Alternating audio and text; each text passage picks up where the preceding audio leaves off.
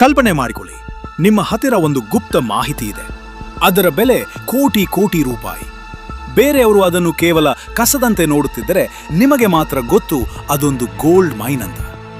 ನೀರಿಲ್ಲ, ರೋಡ್ ಇಲ್ಲ, ಯಾವುದೇ ಸೌಲಭ್ಯ ಇಲ್ಲದ ಒಂದು ಜಾಗದ ಮೇಲೆ ನೀವು ಸಡನ್ ಆಗಿ ಕೋಟಿ ಕೋಟಿ ಇನ್ವೆಸ್ಟ್ ಮಾಡ್ತೀರಾ. ಯಾಕಂದ್ರೆ ಬೇರೆಯವರಿಗೆ ತಿಳಿಯದ ಸತ್ಯ ನಿಮಗೆ ಗೊತ್ತಿದೆ. ಇದನ್ನ ಯಾವ ಬಿಸ್ನೆಸ್ ಸ್ಕೂಲ್ನಲ್ಲೂ ನಿಮಗೆ ಕಲಿಸಲ್ಲ. ಆದ್ರೆ ನಮ್ಮ ಹಂಬಲ್ ಪೊಲಿಟಿಷಿಯನ್ ನೋಗ್ರಾಜ್ ಈ ಕಲೆಯಲ್ಲಿ ಮಾಸ್ಟರ್. ನಮಸ್ಕಾರ. ಇವತ್ತು ನಾವು ಈ ಸಿನಿಮಾವನ್ನ ಕೇವಲ ಎಂಟರ್ಟೈನ್ಮೆಂಟ್ ದೃಷ್ಟಿಯಿಂದ ನೋಡ್ತಿಲ್ಲ.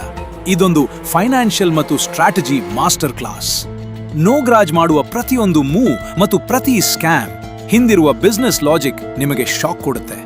ಈ 7 ನಿಮಿಷ ನಿಮ್ಮ ಥಿಂಕಿಂಗ್ ಪ್ರೋಸೆಸ್ ಅನ್ನೇ ಬದಲಾಯಿಸಬಹುದು. ನಿಮಗೆ ಅನ್ನಿಸಬಹುದು, ಒಬ್ಬ ಕರಪ್ಟ್ ಪೊಲಿಟಿಷಿಯನ್ ಕಥೆಯಲ್ಲಿ ನಮಗೆ ಯಾವ ಬಿಸ್ನೆಸ್ ಲೆಸನ್ ಸಿಗುತ್ತೆ ಅಂತ.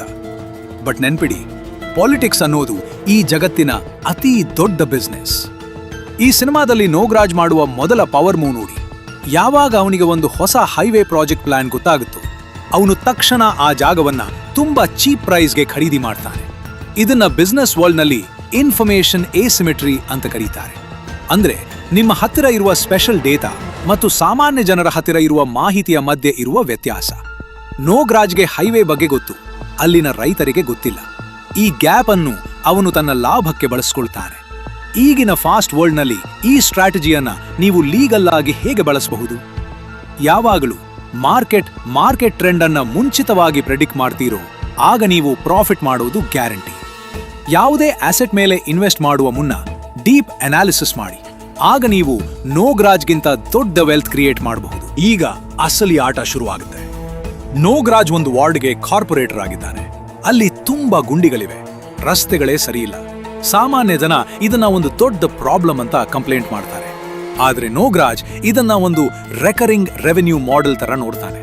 ಅವನು ಆ ಗುಂಡಿಗಳನ್ನ ಪರ್ಮನೆಂಟ್ ಆಗಿ ಮುಚ್ಚಲ್ಲ, ಯಾಕಂದ್ರೆ ಮತ್ತೆ ರಿಪೇರಿ ಮಾಡೋಕೆ ಹೊಸ ಟೆಂಡರ್ ಬರಲ್ಲ. ಇದೊಂದು ದೊಡ್ಡ ಸ್ಕ್ಯಾಮ್. ಆದ್ರೆ ಈ ಮೈಂಡ್ ಸೆಟ್ ಬಿಸ್ನೆಸ್ ನಲ್ಲಿ ಹೇಗೆ ವರ್ಕ್ ಆಗುತ್ತೆ ನೋಡಿ.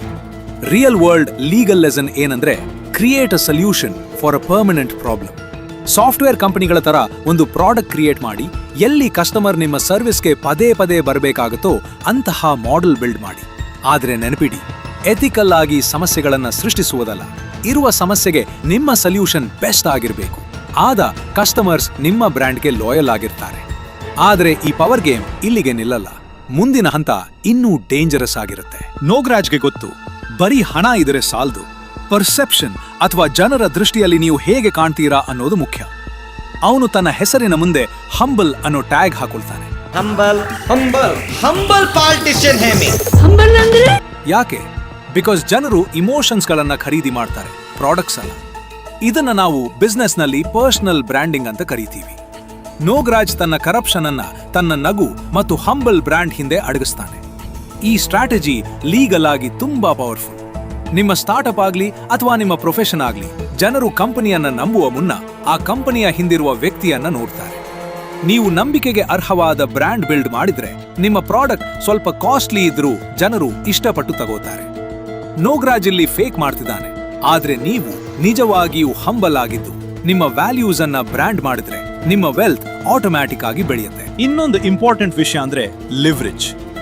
ಎಲೆಕ್ಷನ್ಗೆ ನೋಗ್ರಾಜ್ ತನ್ನ ಸ್ವಂತ ಹಣ ಖರ್ಚು ಮಾಡಲ್ಲ. ಅವನು ಅದರ್ ಪೀಪಲ್ಸ್ ಮನಿ ಅಥವಾ OPM ಕಾನ್ಸೆಪ್ಟ್ ಬಳಸ್ತಾನೆ. ರಿಯಲ್ ಎಸ್ಟೇಟ್ ಡೆವಲಪರ್ಸ್ ಮತ್ತು ಬಿಸ್ನೆಸ್ ಮ್ಯಾನ್ಸ್ ಗಳನ್ನ ಮ್ಯಾನಿಪ್ಯುಲೇಟ್ ಮಾಡಿ ಫಂಡಿಂಗ್ ತಗೋತಾನೆ. ಫೈನಾನ್ಸ್ ವರ್ಲ್ಡ್ ಅಲ್ಲಿ ಇದೊಂದು ದೊಡ್ಡ ಕಾನ್ಸೆಪ್ಟ್. ನೋಗ್ರಾಜ್ ಬೇರೆಯವರ ಹಣವನ್ನ ಉಪಯೋಗಿಸಿ ತನ್ನ ಪವರ್ ಬಿಲ್ಡ್ ಮಾಡ್ತಾನೆ. ರಿಯಲ್ ಬಿಸ್ನೆಸ್ ನಲ್ಲಿ ನೀವು ಹೇಗೆ OPM ಬಳಸಬಹುದು? ಇನ್ವೆಸ್ಟರ್ಸ್ ಅನ್ನು ತರುವ ಮೂಲಕ ಅಥವಾ ಸ್ಮಾರ್ಟ್ ಸಾಲಗಳ ಮೂಲಕ ನಿಮ್ಮ ಬಿಸ್ನೆಸ್ ಸ್ಕೇಲ್ ಮಾಡಬಹುದು. ಆದ್ರೆ ಇಲ್ಲಿ ನೋಗ್ರಾಜ್ ಮಾಡುವ ತಪ್ಪು ನೀವು ಮಾಡಬಾರ್ದು. ಮ್ಯಾನಿಪ್ಯುಲೇಷನ್ ಬದಲು ಒಂದು ವಿನ್ ವಿನ್ ಸಿಚುವೇಶನ್ ಕ್ರಿಯೇಟ್ ಮಾಡಿ. ಯಾವಾಗ ನೀವು ಬೇರೆಯವರ ಹಣವನ್ನ ಬಳಸಿ ಅವರಿಗೂ ಪ್ರಾಫಿಟ್ ಕೊಟ್ಟು ನೀವು ಬೆಳೆತೀರೋ ಅದು ಟ್ರೂ ವೆಲ್ತ್ ಕ್ರಿಯೇಷನ್. ಲಿವರೇಜ್ ಬಳಸಿ ನೀವು ದೊಡ್ಡ ಎಂಪೈರ್ ಕಟ್ಟಬಹುದು, ಆದ್ರೆ ಅದು ಎಥಿಕಲ್. ಕೊನೆಯದಾಗಿ ನೋಗ್ರಾಜ್ ಮಾಡುವ ಮಾಸ್ಟರ್ ಸ್ಟ್ರೋಕ್ ಅಂದ್ರೆ ಹಾರ್ಸ್ ಟ್ರೇಡಿಂಗ್. ಎಲೆಕ್ಷನ್ ರಿಸಲ್ಟ್ ಬಂದಾಗ ಒಬ್ಬೊಬ್ಬ MLAಗಳನ್ನ ಕೋಟಿ ಕೋಟಿ ರೂಪಾಯಿ ಕೊಟ್ಟು ತನ್ನ ಕಡೆಗೆ ಎಳೆದುಕೊಳ್ತಾನೆ. ಇದೊಂದು ಇಲ್ಲೀಗಲ್ ಪವರ್ ಮೂವ್. ಆದ್ರೆ ಇದರ ಹಿಂದೆ ಇರುವ ಫೈನಾನ್ಷಿಯಲ್ ಲೆಸನ್ ಸ್ಟ್ರಾಟಜಿಕ್ ಅಕ್ವಿಸಿಷನ್.